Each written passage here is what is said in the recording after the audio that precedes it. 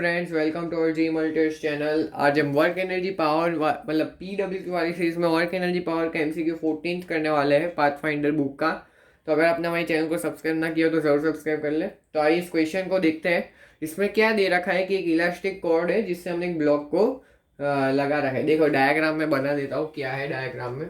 Elastic cord जहाँ पे लिखा हुआ स्प्रिंग मानना है, फिर भी अभी मैं तो जो बुक में दिया है डायग्राम वही बनाता हूँ। देखो एक एम मास है ये, और ये स्प्रिंग है, मतलब इलास्टिक कॉर्ड है जिसका लेंथ हमें दे रखा है एल, और ये यहाँ पे एक पॉइंट पी है जिसका लेंथ, जो पी का लेंथ ये ब्लॉक से 0.8 एल है इसका डिस्टेंस। अब क्या है कि इसमें तो ये कॉर्ड है जिसका मास जो ब्लॉक से लगाया रहेगा उसका मास एम है और लेंथ एल है और ये 0.8 एल है। अब क्या कर रहे हैं, हम इसको ऊपर से खींच रहे हैं, हम ऊपर इस कॉर्ड को ऊपर से खींच रहे हैं। तो क्या होगा कि जब P इस लेवल पे आ जाए, यानी कि P जब इलोंगेशन होगा, अब इलास्टिक कॉर्ड इसलिए स्प्रिंग है, स्प्रिंग को हम खींच रहे हैं, इलोंगेशन होगा, तो जब P यहाँ पे आ जाता है L डिस्टेंस से इलोंगेट होके P वाला पॉइंट, अब इसके ऊपर भी कुछ लेंथ होगी, इसके नीचे भी कुछ लेंथ होगी, थोड़ा नीचे बन गया देखो। जब ये ब्लॉक उठने वाला होगा उस स्टेट में जो P होगा वो डिस्टेंस L पे होगा, ऐसा हमें क्वेश्चन में दे रखा है। जब ब्लॉक M मतलब जमीन से इसका नॉर्मल 0 हो गया है ब्लॉक M पे, तब जो ये P वाला पॉइंट है वो M से L डिस्टेंस पे है, यानी कि ये पहले 0.8 L पे था, बाद में L डिस्टेंस पे चला गया है। अब इसमें क्या है, हमने इसको खींचा और बाद में 0.8 L पे आ गया, तब ये मास पे नॉर्मल 0 हो गया। यानी कि मान लो ये पूरे स्प्रिंग में इलोंगेशन x होता और स्प्रिंग कांस्टेंट की हमें दे रखा है इसका, तो जो kx होता, k दे नहीं रखा है हमने मान लिया है, ठीक है, k दिया नहीं है, तो kx क्या हो जाता हमारा mg हो जाता, kx mg हो जाता, ठीक है। हाँ, तो अब हमें क्या पूछा है कि जो वर्क डन बाय जो हम फोर्स ऊपर लग रहा है उसका वर्क कितना होगा। तो देखो वर्क हम इजीली निकाल सकते हैं। देखो बाय वर्क एनर्जी थ्योरम, तो work done by external force plus work done by spring, और कोई क्या वर्क कर रहे हैं, ग्रेविटी वर्क नहीं कर रही क्योंकि ब्लॉक उठा नहीं, अभी जस्ट उठने वाली कंडीशन में है, तो डिस्प्लेसमेंट इसका अभी भी 0 है क्योंकि जमीन पे नॉर्मल 0, लेकिन जमीन से नहीं उठा, मतलब जस्ट उठने वाली कंडीशन पे। तो work done by external plus work done by spring, ये अब चेंज इन काइनेटिक एनर्जी के, ब्लॉक इनिशियली भी 0 वेलोसिटी पे था, फाइनली उठने वाली कंडीशन पे, लेकिन वेलोसिटी तो 0 है ना, क्योंकि नेट फोर्स भी अभी 0 है और उठा भी नहीं है, तो वेलोसिटी फाइनली भी 0 होगी। तो चेंज इन काइनेटिक एनर्जी 0 ही रहेगी क्योंकि चेंज तो इनिशियल और फाइनल काइनेटिक एनर्जी दोनों 0 है। हाँ, तो इधर से हमारे पास आएगा work done by external force equal to minus work done by spring, और में वर्क डन बाय स्प्रिंग क्या होगा, हाफ के एक्स इनिशियल का स्क्वायर माइनस एक्स फाइनल का स्क्वायर, जहाँ पे एक्स इनिशियल इलोंगेशन है, एक्स फाइनल फाइनल इलोंगेशन है, तो माइनस ऑफ, अब इनिशियल इलोंगेशन क्या है 0 है क्योंकि इनिशियली तो रिलैक्स स्टेट में था, और फाइनल इलोंगेशन एक्स था जो हमने माना है अभी, तो ये माइनस माइनस गया और ये हाफ के एक्स स्क्वायर आ गया।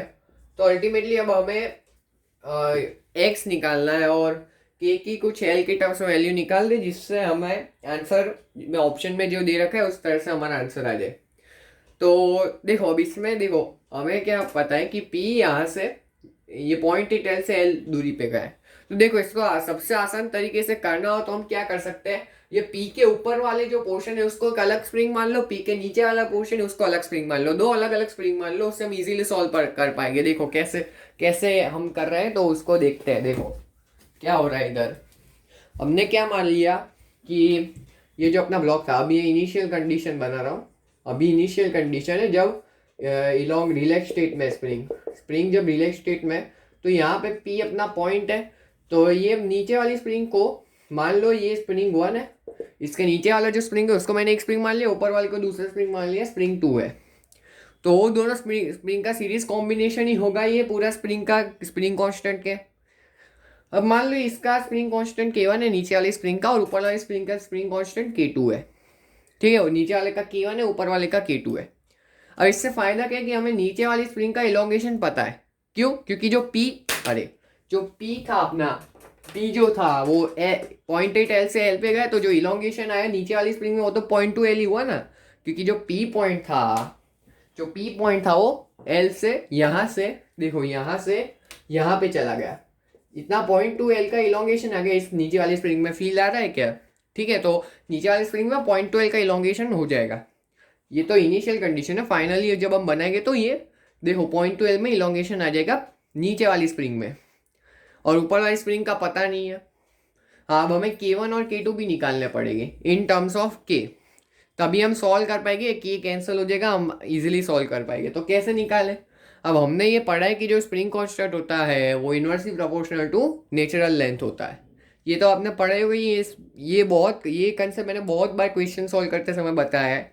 तो ये याद रखना कि जो स्प्रिंग कांस्टेंट होता है वो लेंथ के इनवर्सली प्रोपोर्शनल होता है। तो अगर मान लो ये जो K1 है, ठीक है, K1 इनवर्सली प्रोपोर्शनल उसकी नेचुरल लेंथ। तो अगर मैं K1/K निकालूं, K1/K K जो है वो पूरी स्प्रिंग का स्प्रिंग कांस्टेंट है, तो K1/K निकाले तो ये क्या होगा, K जिस स्प्रिंग का स्प्रिंग कांस्टेंट था उस स्प्रिंग की लेंथ, ठीक है, इनवर्सली डालेंगे तो इसकी लेंथ इधर मतलब ये L ऊपर, और नीचे नीचे क्या होगा, नीचे नीचे ये K1 जो स्प्रिंग का स्प्रिंग कांस्टेंट है उसकी नेचुरल लेंथ, तो नीचे 0.8 है। देखो ऐसे समझ में ना आया हो तो मैं अलग तरीके से दिखाता हूँ। देखो क्या ये P पॉइंट पे नीचे वाले स्प्रिंग का जो, देखो हम क्या कर रहे हैं, K inversely proportional to L है हमारे पास, K inversely proportional to L है। तो मान लो ये P/L है, P कोई कांस्टेंट है, P/L मान लिया हमने। अब जो K1 होगा, K1 जो होगा, जो ये P है वो एक स्प्रिंग के लिए कांस्टेंट रहेगा। उसके अगर हम 2-3 पार्ट्स कर दे तो उसमें ही हम वैलिड P सेम रहेगा। तो K1 को मान लिया। देखो K1 में ये L क्या है, नेचुरल लेंथ है जो स्प्रिंग का स्प्रिंग कांस्टेंट लिया है उसका। तो K1, अब K1 नीचे वाली स्प्रिंग का स्प्रिंग कांस्टेंट है तो उसकी नेचुरल लेंथ क्या है, 0.8L। तो ये P/0.8L है। और अगर हम K निकालें, K क्या है, P/L है, क्योंकि K पूरे स्प्रिंग का लेंथ है। K पूरे स्प्रिंग का स्प्रिंग कांस्टेंट है तो उसमें पूरे स्प्रिंग की नेचुरल लेंथ डालेंगे। तो इधर से K1, ये दोनों के इक्वेशन को डिवाइड कर दे तो K1 और K में रिलेशन आ सकता है क्या? जी बिल्कुल आएगा। K1/K इक्वल टू 5/4 आएगा अगर हम इसको डिवाइड करने के बाद देखें तो इधर से हमारे पास K1 की वैल्यू क्या आई, 5K/4। सिमिलरली जब हम K2 निकालेंगे तो K2 हमारे पास आएगा 5K, आप निकाल सकते हैं आसानी से, ठीक है, यही कंसेप्ट लगाना है। तो ऊपर वाली स्प्रिंग का स्प्रिंग कांस्टेंट आ गया, नीचे वाली स्प्रिंग का स्प्रिंग कांस्टेंट आ गया। अब हमें नीचे वाली स्प्रिंग का इलोंगेशन पता है लेकिन ऊपर वाली स्प्रिंग का तो पता नहीं है। अब हमें देखो इसका अगर x1 है नीचे वाली स्प्रिंग का, ऊपर वाली स्प्रिंग का x2 है, तो ये जो पूरी स्प्रिंग है L लेंथ वाली जिसका स्प्रिंग कांस्टेंट के, उसका इलोंगेशन कितना होगा, x1 + x2। और इसमें तो x का इलोंगेशन है जो अभी मैंने दिखा, तो x की वैल्यू क्या हो गई भैया, x1 + x2 हो गई। x की वैल्यू x1 + x2 हो गई। अब हमें x1 तो पता है 0.2L, x2 निकालना है। तो x1 और x2 के लिए क्या करें, देखो अब देखो ये P पॉइंट की एफिड बना है तो हमारा काम हो सकता है, क्योंकि मान लो ऊपर वाली स्प्रिंग में इलोंगेशन x2 जो भी माना है और नीचे वाली स्प्रिंग में x1 की वैल्यू 0.2L पता ही है, तो P की एफिड बना है। तो नीचे लग रहा है K1x1, ठीक है, नीचे K1x1 लग रहा है, ऊपर क्या लग रहा है K2x2। mg तो लगेगा नहीं, मासलेस है। और अगर मासलेस है, स्प्रिंग कॉर्ड मासलेस होती है, अगर कॉर्ड्स मासलेस है, स्प्रिंग मासलेस है, तो उसके नेट फोर्स तो ऑफकोर्स जीरो होगा। P पॉइंट का भी मास जीरो तो उसमें भी नेट फोर्स जीरो होगा। तो K1x1 बराबर K2x2 हो गया। देखो K1x1 इक्वल टू K2x2 आ गया। अब K1 क्या है, 5K/4 है, x1 क्या है, 0.2L है जो अभी हमने निकाला, इक्वल टू K2 5K है, x2 जो हमें निकालना है, तो 5K गया। तो x2 की वैल्यू क्या आई, x2 की वैल्यू क्या आई, अभी रुको इसको मिटा देते हैं हम। x2 की वैल्यू इधर से क्या आई, देखो इसको ठीक से लिखते हैं, ये हटा देते हैं। देखो ये K1x1 तो K 5K/4 into 0.2L into 5K into x2। तो 5K से 5K तो गए, तो x2 की वैल्यू क्या आई, 1/20 इंटू L यानी कि 0.05L। और x1 की वैल्यू क्या है, 0.2L। तो x1 और x2 दोनों की वैल्यू पता है, तो x की वैल्यू क्या आएगी, x की वैल्यू x1 + x2 है, तो इन दोनों को ऐड कर दे तो x की वैल्यू क्या आती है, 0.25L आएगी। आप ऐड करके इजीली देख सकते हैं। तो x की वैल्यू 0.25L आ गई। अब इसको इसमें पुट कर दो। देखो इसको मैं L/4 लिख देता हूँ, ठीक है, L/4 लिख देता हूँ।